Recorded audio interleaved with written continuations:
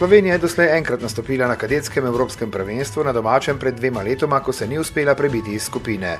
Turčija je bila leta 2005 v Italiji prvakinja in še 2krat v polfinalu in sodeč po njenih uspehih je Slovence na uvodni tekmi novih kvalifikacij čakala težka naloga.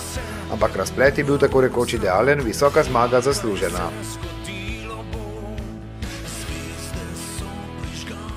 Pač nas so se poklopili neke stvari, igrali smo z igralcem več, celo tekmo, zadeli v pravih trenutkih in to izgleda tako, vendar Turčija je sigurno dobra reprezentanca, dobro smo se pripravili na njih in jaz mislim, da smo danes tukaj zasluženo zmagali.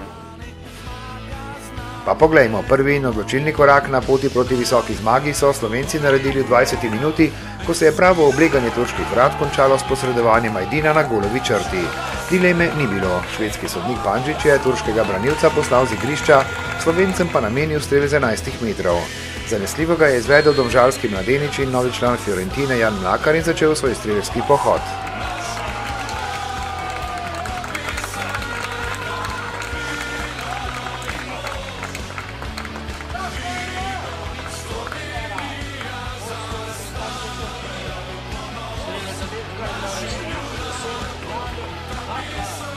In mi smo šli v tekmo čvrsto, agresivno, tudi oni so bili na začetku agresivni in tisti rdeči karton mogoče malo prednosti za nas potem in mi smo se borili do konca in smo zasluženo zmagali. Naslednji korak proti zasluženi uvodni zmagi, ki pomeni tudi prevzem vodstva v 6. kvalifikacijski skupini, kjer je na prvi tekmi Portugalska s 3:0 odpravila Severno Irsko, je ponovno naredil Mlakar, ki je pretental vratarja Aščija in pokazali so se novi obrisi končnega razpleta.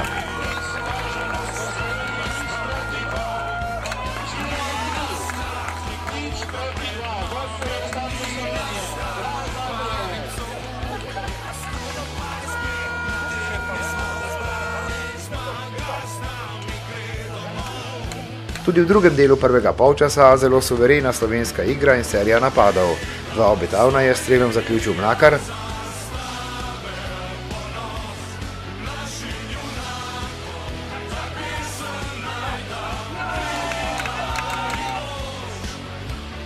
Enkrat je bil v obetavni poziciji Žižek.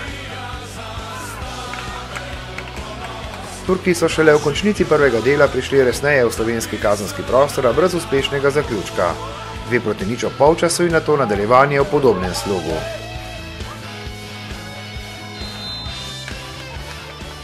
Selektor nam je tudi med polčasom povedal, da tekme še ni konc, da Turki znajo še napast in mi smo to upoštevali in smo zabili še 3 gole. Švedski sodnik je kmalu v nadaljevanju še enkrat dosodil najstrožjo kazen, ko je bil Mlakar spet prehiter za branilce in tudi za vratarja Aščija. Tudi v drugem poskusu z 11 metrov je bil 16-letni Ljubljančan dovolj natančen in s 3:0 so bili ovrženi še morebitni zadnji dvomi o aktualnem razmerju moči med slovensko in turško izbrano vrsto naraščajnikov.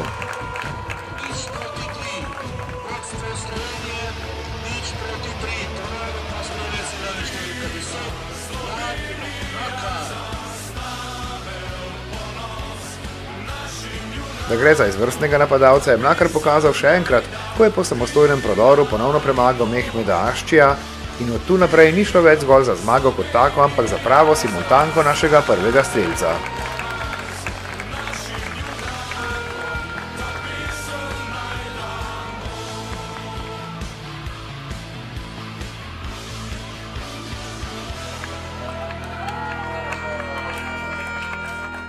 Sigurno, da Mlakar je zelo dober igralec, dokazuje z zadetki, vendar jaz mislim, da tukaj je ekipa v spredju, da ekipa igra dobro, da je kompaktna, da se bori en za drugega in to je bistvo nogometa. Ne zmaguje posameznik, zmaguje ekipa. Mislim, da lahko veliko dosežemo, s fanti se ful dobro razumemo, vsi smo prijatelji, se lahko kar dosti pričakuje nas. Za končnih 5:0 je zadel še en Domžalčan, Marcel Kene, in visoka zmaga je tudi dobra napoved nedeljskega derbija skupine s Portugalsko.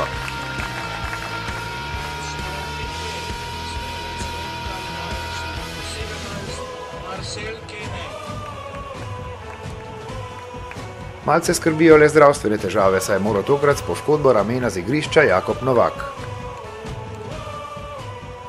Jaz upam, da bodo fanti se regenerirali in da bomo pač s Portugalom igrali dobro tekmo in potem nam postane še Severna Irska, tako da bi si nekako s temi dvemi tekmami, jaz mislim, da so si fanti zaslužili, da bi šli v drugi krog kvalifikacij.